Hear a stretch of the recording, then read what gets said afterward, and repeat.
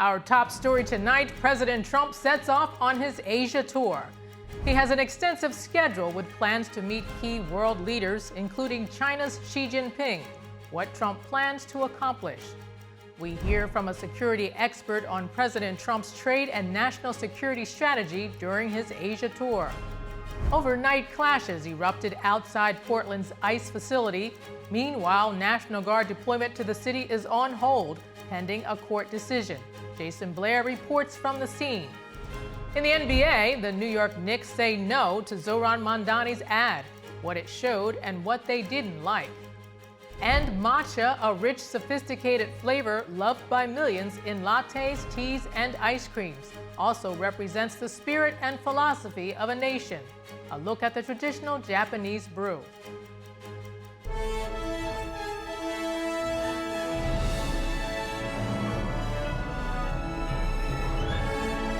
This is NTD Evening News, live from our global headquarters in New York City. Thank you for joining us tonight. I'm Arlene Richards. President Trump is off on his Asia tour. On the agenda are meetings with key leaders, including Japan's new Prime Minister and China's Xi Jinping, as well as attending the signing of another peace deal. On his flight to Malaysia, the president answered questions about the upcoming trip. What do you expect of your meeting with the new Japanese Prime Minister? I think good. I hear great things about her.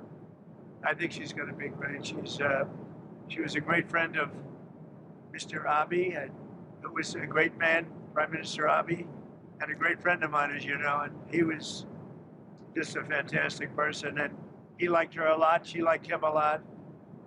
So that's a good sign. What influence do you want China to exert on Russia to stop? Well, I'd love China to help us out with Russia. We put very big sanctions on Russia.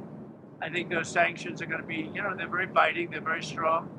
But I'd like to see China help us out. I have a good relationship with, as you know, President Xi. Very good. We're going to be meeting. We'll have a good meeting. I'm pretty sure we're going to have a great meeting, maybe a great meeting. But I think we're going to do some good business. Senior White House officials say the trip is expected to yield new investments in the U.S., possible trade deals, and a potential critical minerals agreement. Trump will meet with Malaysia's Prime Minister on Sunday and is expected to sign a deal afterwards. He'll join the signing of a peace deal between the prime ministers of Cambodia and Thailand. He'll also meet with South Korea's president, and on Thursday, he's scheduled to meet China's Xi at the APEC summit. We'll be keeping you up to date on every part of the president's trip. And on his way to Malaysia, President Trump stopped to refuel in Qatar and hosted both the emir of Qatar and its prime minister on Air Force One. I'm starting because you're in my country, so I want to welcome you, Mr. President. And as soon as I found out that he's coming to refuel, I said, I'm not going to allow him to take off unless I come and say hello to him. So thank you very much, Mr. President, and it's always great seeing you. Well, the emir is one of the great rulers of the world, not just the Middle East. He's beloved and respected by his country. I don't know what's more important, being beloved or respected. Both. You have a preference? Because you have both. You're one of the few. And the Prime Minister has been my friend and a friend to the world. And we've done a lot together especially in the last year. What we've done is incredible. Peace to the Middle East.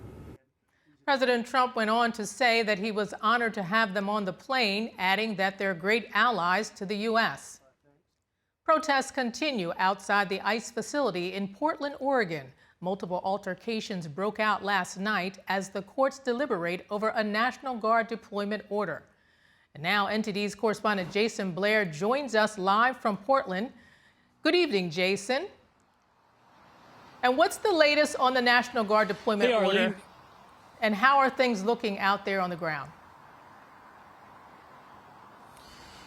Yeah, so the Ninth Circuit Court of Appeals just recently paused an order that did allow for the National Guard to be deployed here in Portland. And the judge, Sydney Thomas, says that she needs a little extra time, but she does plan to make a decision on Monday. So the earliest we could see the National Guard here in Portland is going to be on Tuesday night. However, we will have confirmation on Monday about that. And the main focus for the White House's decision to bring the National Guard here is the Portland ICE facility, where protests have been going on since June, pretty much on a daily basis. Here are some highlights from recent protests in front of the building.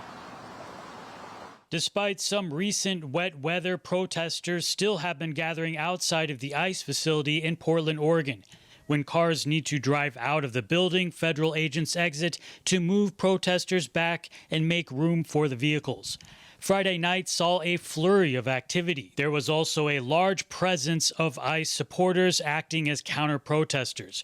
There were at least 2 physical fights between protesters and ICE supporters.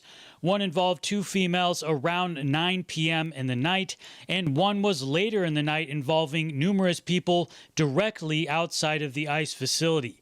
It ended after federal agents fired pepper balls from the roof, dispersing the brawl. There were also a few lighter physical altercations, some people saying that they had been pepper sprayed.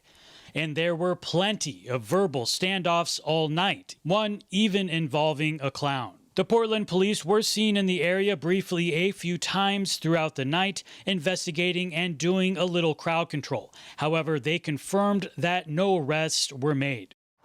So with so much going on between the protesters and counter-protesters, the agents at one point actually had an easier time moving cars in and out because people were kind of scattered around the area and still, instead of being focused directly in front of the building, which has been the case most of the time.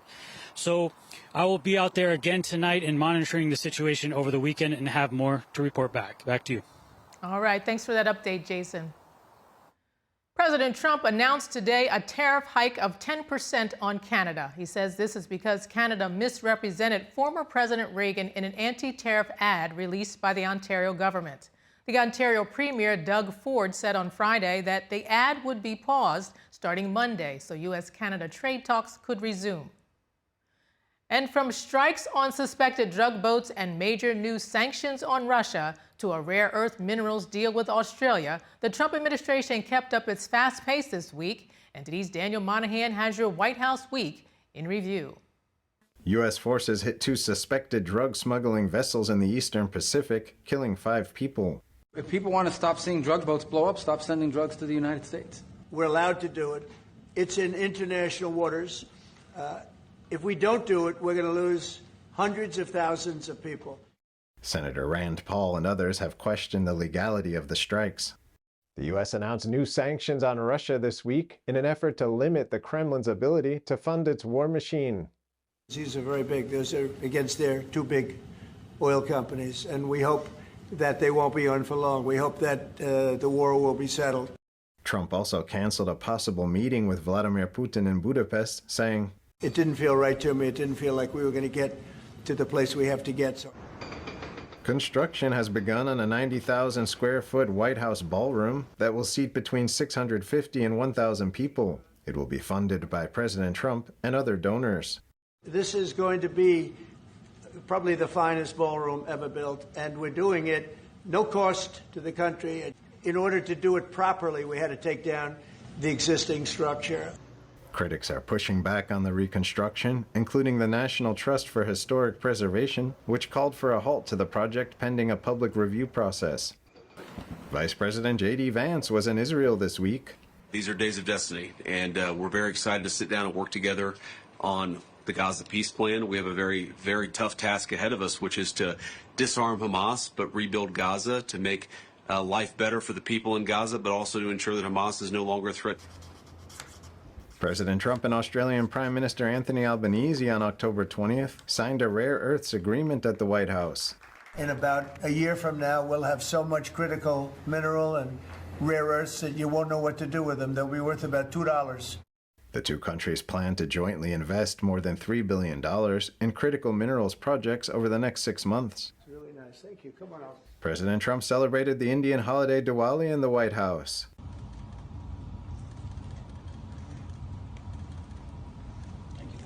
Thank you all. Thank you. FBI Director Kash Patel called it an honor to mark the occasion in the Oval Office.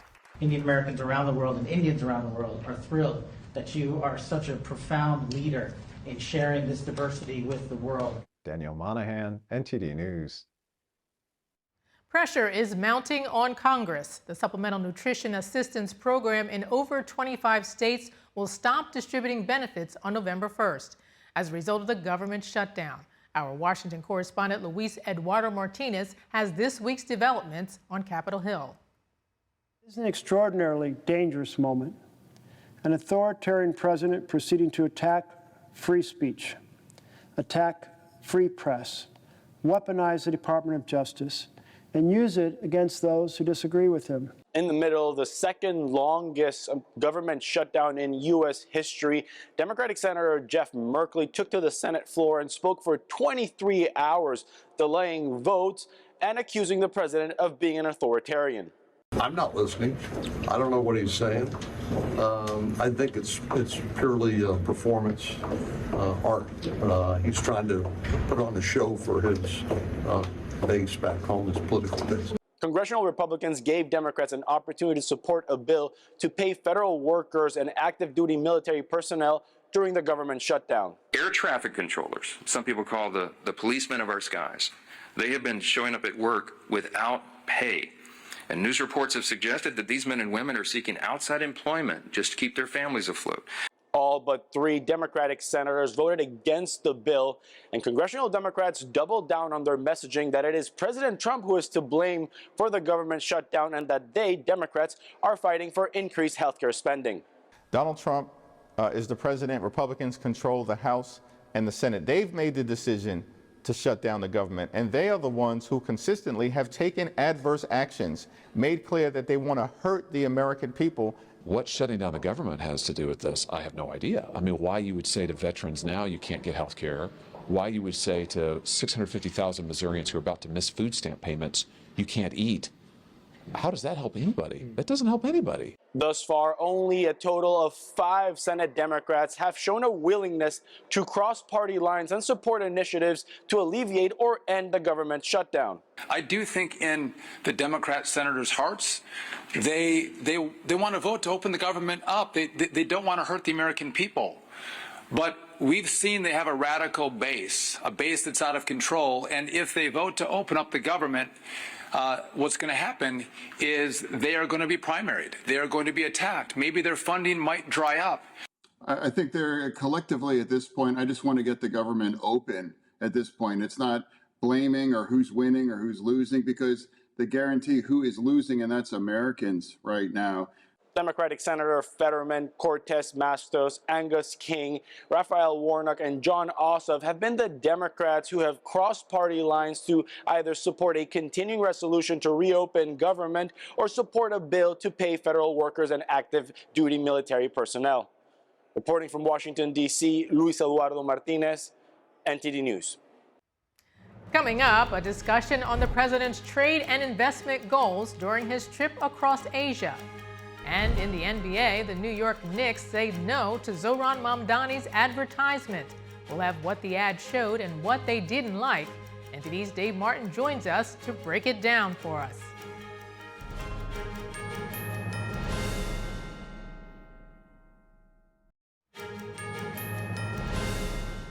President Trump has set off to Malaysia for the first stop of his week-long Asia tour.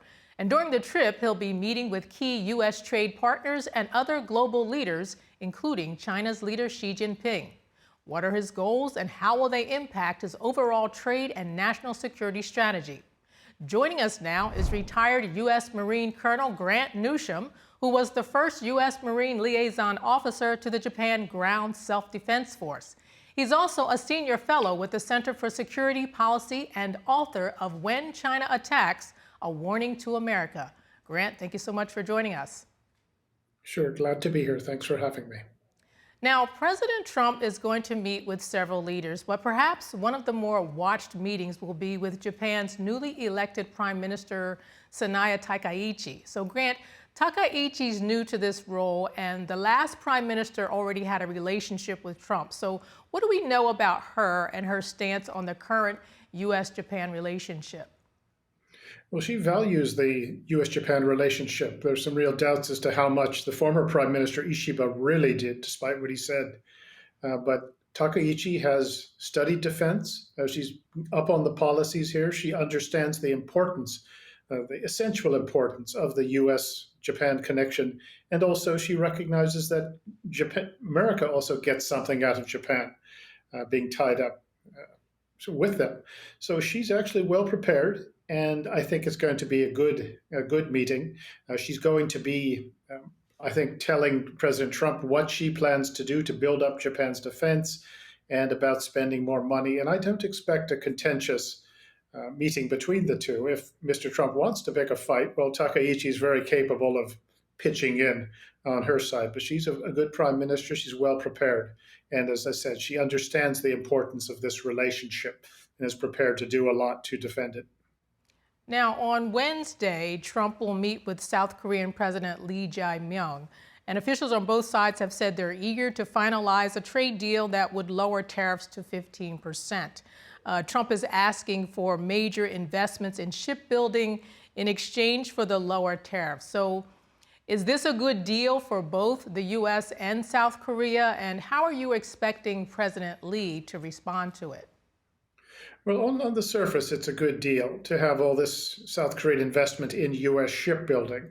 But there are some problems with that. One, it depends on how the process is actually going to play out. Is it going to be South Korean investment in the United States? Is the idea that American ships will get built in South Korean ports?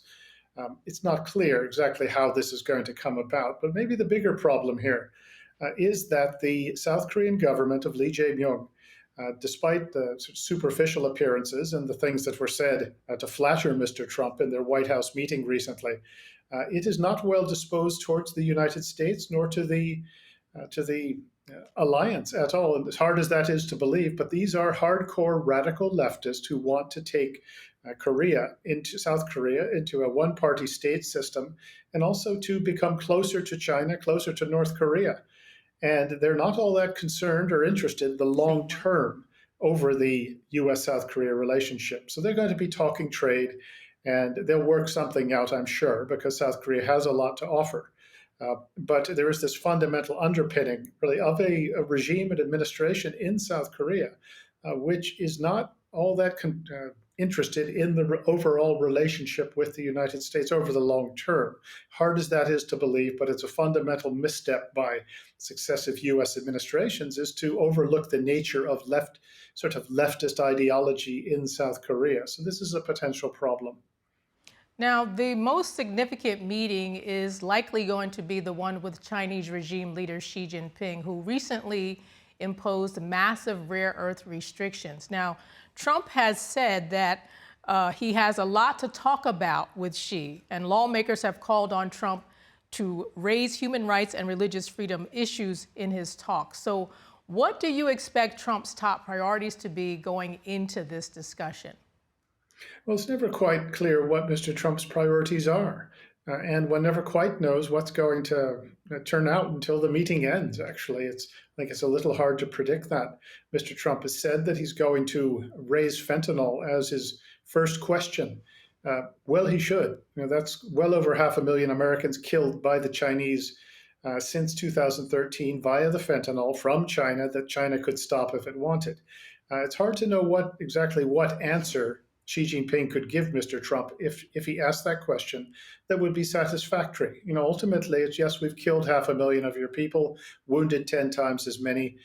So what? This is obviously, it's a difficult thing to sort of circle to square.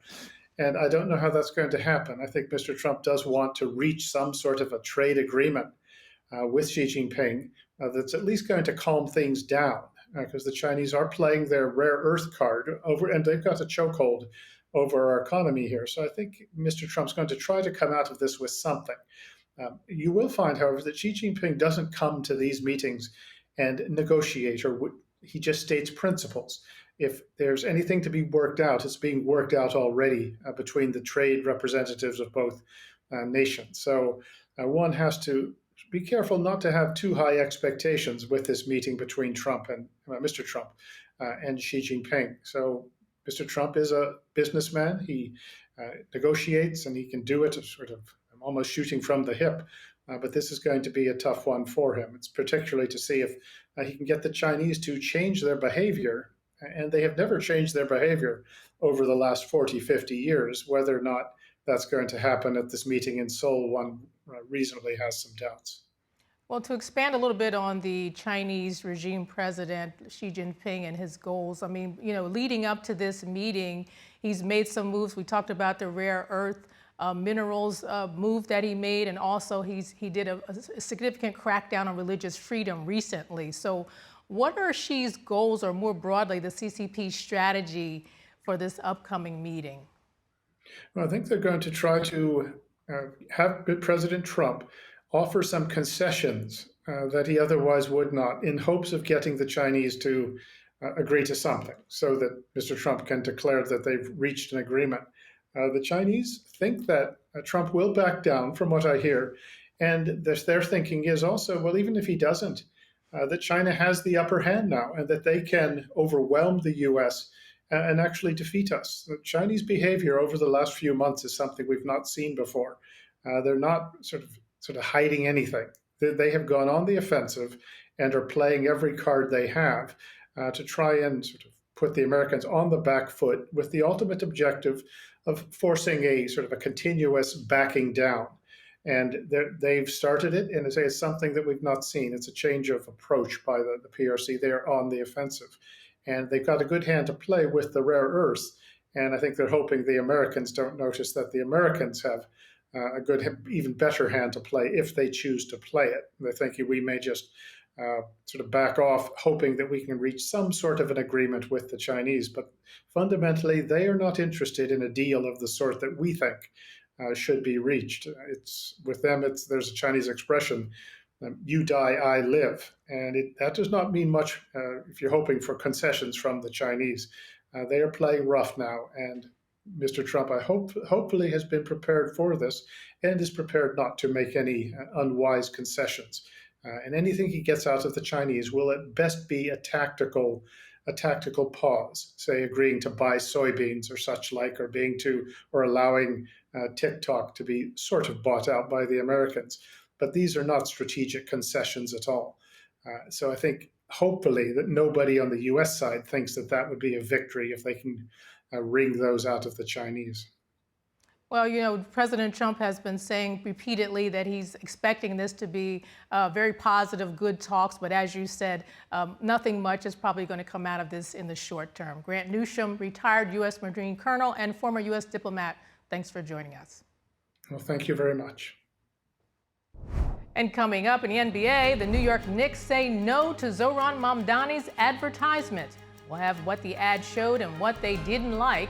NTD's Dave Martin joins us to explain. And a hypnotherapist discusses challenges people face in modern romance and shares tips for building confidence in the dating scene. That and more when we come back.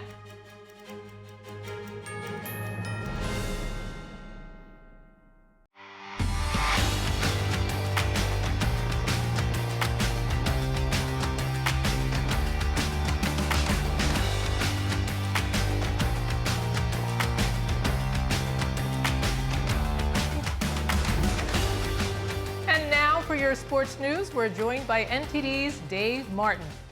Dave, welcome as usual. Thank you, Arlene. And I know you've got a laundry list of college football games happening today. I know, big day. A lot of top teams. So what's been happening so far? Well, I will tell you, 8th-ranked Ole Miss already won at number 13, Oklahoma, 34-26. One of the better matchups of the day. I think this is the only matchup involving two top 25 teams. Let's take a closer look at this one, though. Sooners led by a point heading into the fourth quarter. Rebels, though, had a big 11-play, 75-yard touchdown drive to take the lead early in the fourth. They would add on a field goal then to win. Ole Miss now 7-1 overall, 4-1 in the SEC. Sooners dropped to 6-2, including 2-2 in conference play. Let's look at some more scores here. Second-ranked Indiana blew out UCLA 56-6, ending the Bruins' quiet 3-game winning streak. Hoosiers now 8-0 and 5-0 in the Big Ten. And speaking of surprising unbeaten teams, 7th-ranked Georgia Tech beat Syracuse 41-16. Yellow Jackets now 8-0 and 5-0 in the conference play. That's the ACC. Also in the ACC, 16th ranked Virginia beat North Carolina, coached by Bill Belichick there. That beat them 17-16 in overtime. Virginia now 7-1, 4-0 in ACC play. Going on right now, we've got 15th ranked Missouri playing 10th ranked Vanderbilt. Another big game in the SEC. It's tied at 10 there in the fourth. Then tonight, we've got some more good matchups. Again, the SEC. 20th ranked LSU hosts 3rd ranked Texas A&M. Tigers really need kind of a big win after losing to Ole Miss and Vanderbilt. Game time there at 7:30 Eastern time. Also at 7:30, big rivalry game in the Big Ten. We've got Michigan, 25th ranked Michigan at Michigan State. Spartans are winless in conference play. Wolverines are right now 3-1. So, as usual, a lot of good matchups here in the top 25 in college football. A lot to keep you busy tonight. Very busy.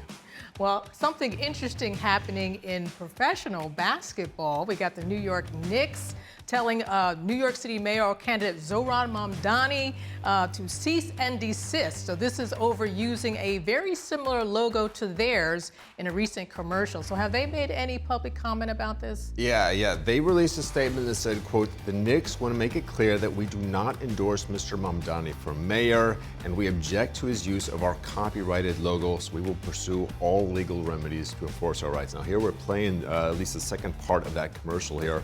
It's basically black and white footage of people playing basketball, presumably on some courts in New York City, intertwined with footage of Mamdani. Then at the end, it has what looks like the New York Knicks logo. There it is. Yeah, but the Knicks are replaced by Zohran. So the New York Zohran. Obviously, very similar to the Knicks logo. Now, these ads ran Wednesday night during their season opener game. They were finally removed Friday, though, or at least that logo part of it anyway.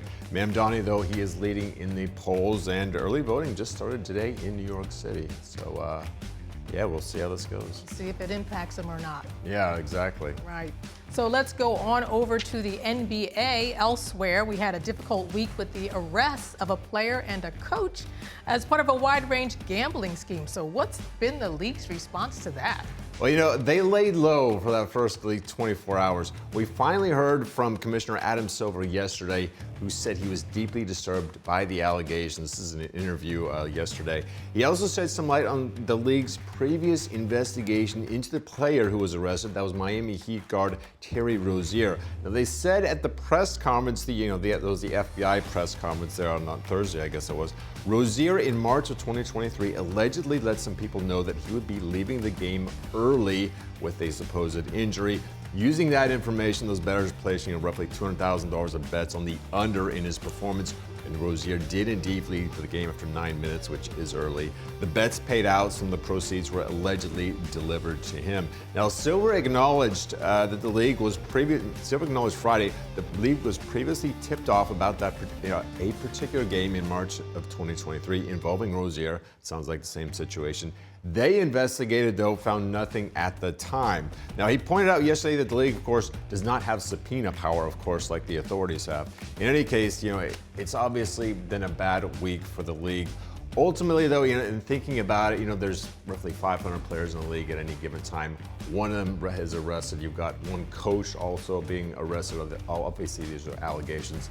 But at any given time, there's over 100, between coaches and assistant coaches in the league. And also, you had that former player was arrested as well, which there are thousands of them. So I don't think the league is going to be too much freaking out about this. I mean, it was a bad publicity for a day. It was probably a bad week. I think they'll move on, and the league will be all right ultimately. I mean, if there's like 50 players, though, then yeah, they would probably be having some problems. Well, I mean, this is kind of like a big deal here when you're talking about, the federal government getting involved in this, right? I mean, this is the whole scheme. So I'm sure the investigation is continuing, and it could be more players, right? It's certainly possible. It's certainly more. They already talked about yesterday that there was one player who was already kicked out of the league in 2024 was part of this investigation as well. So I guess you could actually say that there's technically a fourth player that was involved. But we knew about that like a year and a half ago. He was kicked out, I think it was March of 2024. So yeah, it's not a good look, but at least it's only a few here that were arrested. So yeah, well, hope there's not too many more. Right. Yeah. So let's talk about baseball. We've got the World Series going on now, and the underdog, as you call them, Toronto Blue Jays, beat the LA Dodgers last night. Were you expecting that? I mean, now they've got a 1-0 lead. You know, I wasn't surprised that they won. I was a little surprised by the margin, 11-4. I mean, they gave up more runs than they had combined in the previous 6 games. You remember that last series they swept the Brewers. Brewers only scored 1 run in each of the games. That's 4 runs total in the series. So that was the Dodgers last year. That was the Dodgers in the last series. You know, when they swept Milwaukee. So yeah, this was completely. I was not seeing this coming at all. I was really. I don't know. I was still taken back by that. But it's just one bad game anyway. Right. You know, I mean, their starting pitching has really carried them in these playoffs. Blake Snell in particular, not so last night. Snell, I think he was forced out in the 6th inning. The Jays just jumped on him in their bullpen, 9 runs in the 6th inning, and the rout was on. Let's actually listen to what they said afterwards. All right. Crowd was electric tonight, you know. I mean, they've been waiting a long time for a World Series to come back here, and I hope that they're just as loud, if not louder, tomorrow. But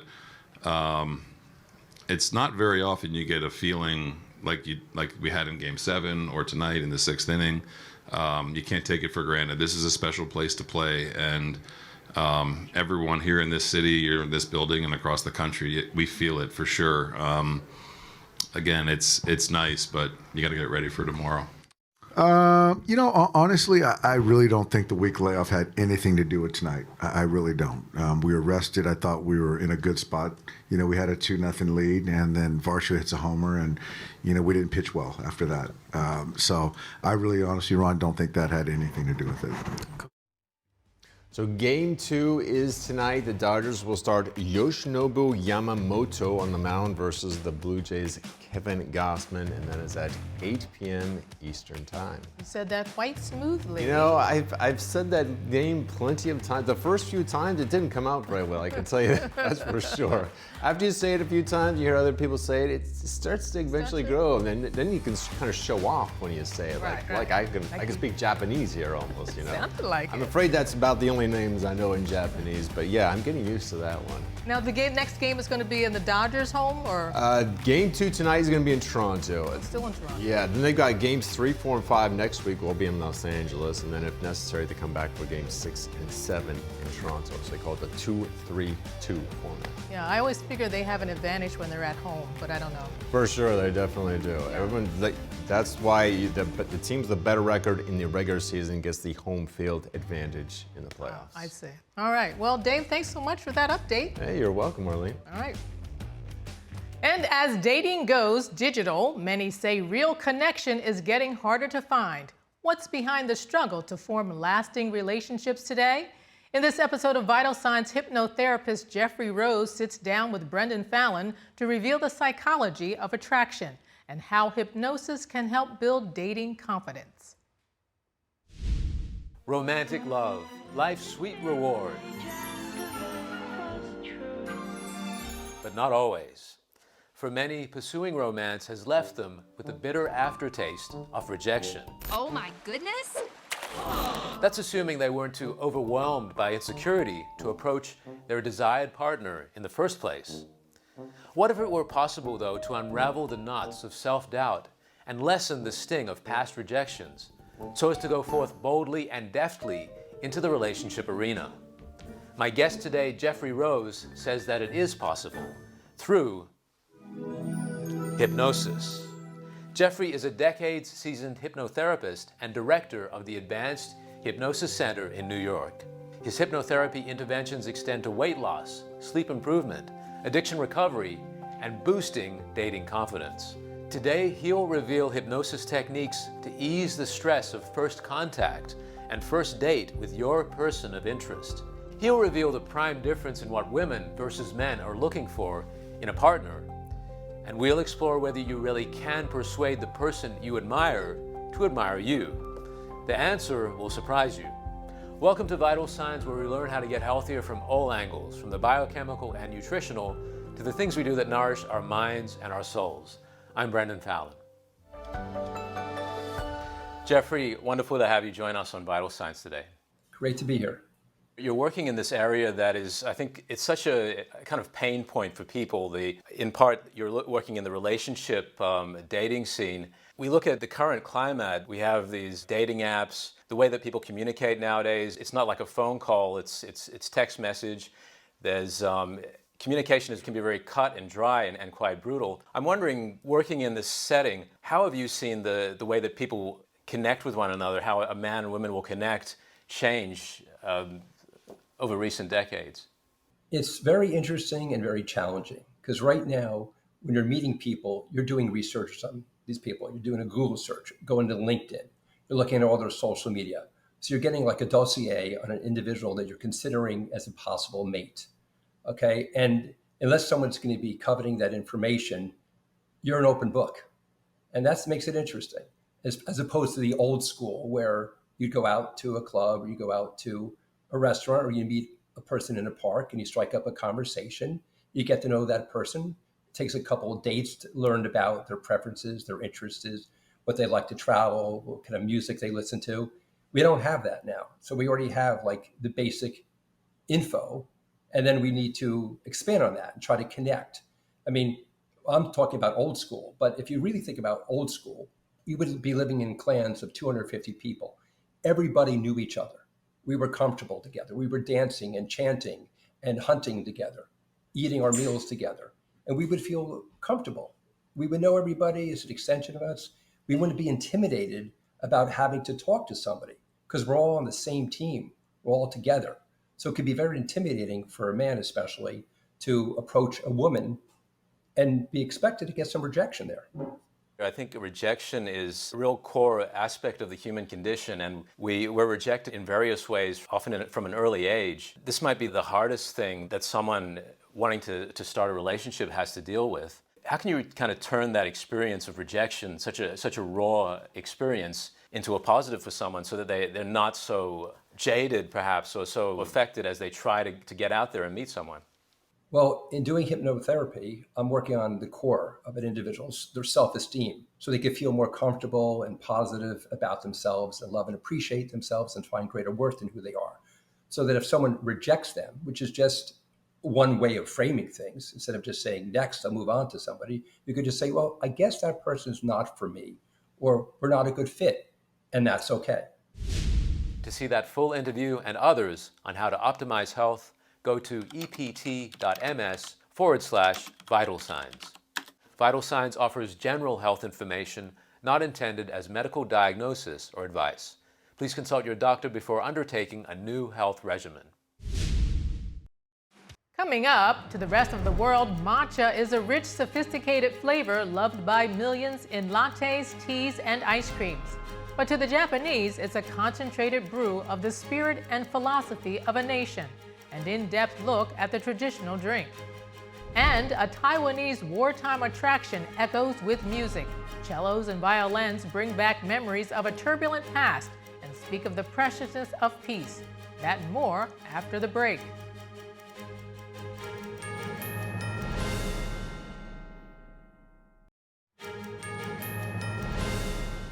Matcha has become popular across the globe, featured in lattes, teas, ice creams, and even cocktails. In addition to flavor, some people are turning to the ingredient for its health benefits. NTD's Andrew Thomas has more on the finely ground Japanese green tea. Tea ceremony instructor Keiko Kaneko uses a small wooden spoon to place a dot of matcha into a porcelain bowl. She brews the Japanese green tea with hot water and a bamboo whisk. The spirit and philosophy of Japanese culture are concentrated in one bowl of matcha.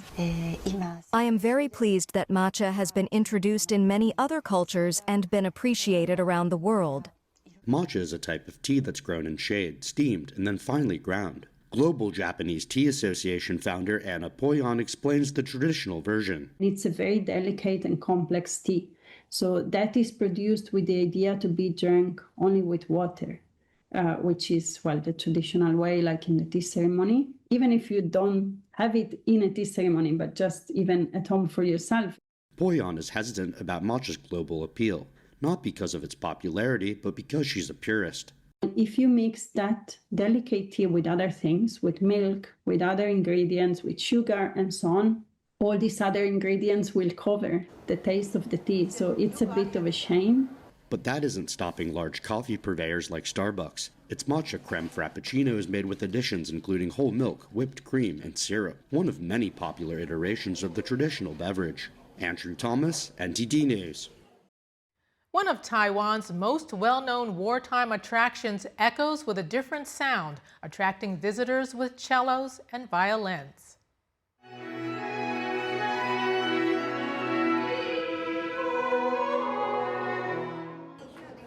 One of Taiwan's best-known wartime attractions echoes with music for the annual Kinman Tunnel Music Festival.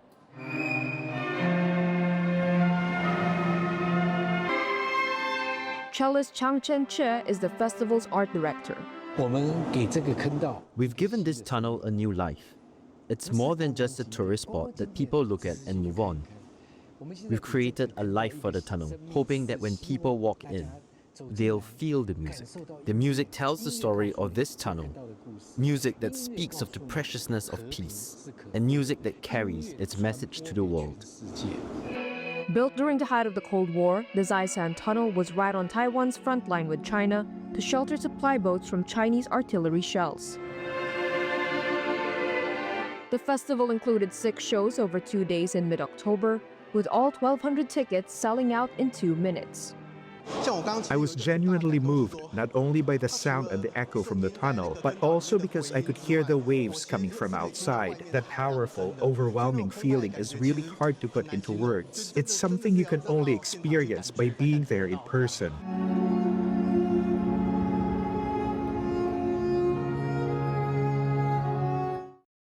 And lastly, Nature's comedy show shines in a wacky wildlife photo contest. Here's a haunting yet informational look at some of our favorite critters. Don't look now. An elephant shielding its peepers and a bird getting blasted in the beak are among the finalists for the Nikon Comedy Wildlife Awards, the annual funny photography series highlighting creatures aggressively hugging and massively mugging for the cameras. Look at that big old bear smile. Even the most emo entrants help support sustainable conservation organizations. Some entries fully prepared to kick the competition, or maybe that's a high five? Others seemingly ready to lick the competition, which is an option apparently. And if all else fails, you could smoke the competition. Some nominees simply surprised to be included among the prodigious picks. The Laugh Out Loud list of finalists has 40 photos, 3 portfolios, and 10 videos whittled down from nearly 10,000 images of animal antics. The overall comedy champ will be announced at an awards night in London in December. Until then, feel free to whisper to a close friend who you think will win. And that's the news for this evening. Thank you for tuning in. I'm Marlene Richards. Good night.